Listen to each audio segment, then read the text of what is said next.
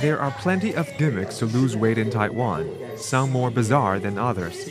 Some people try to knock off the pounds by eating cat food, others by drinking a liquid with silkworm feces. Then there are banana-only diets, all-meat diets, and diet plans that have people drink honey lemon water and vegetable juices to control their appetite.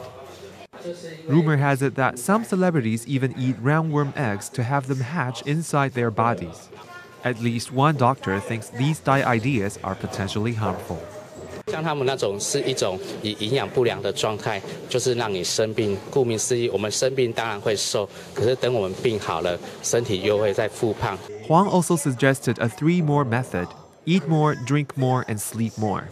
Besides ingesting high-fiber foods and 2 to 3 liters of water a day, sleeping 8 hours a day is also a must, Huang says. An adequate amount of sleep can boost leptin, a hormone that regulates fat storage. 其实减重很简单，一定要有专业的减重医师去配合，才能让你瘦得健康而不复胖这样子。People want to lose weight to look and feel healthy, but choosing a wrong method may lead to a loss of health rather than a smaller waistline. James Lee, CNA, Taipei.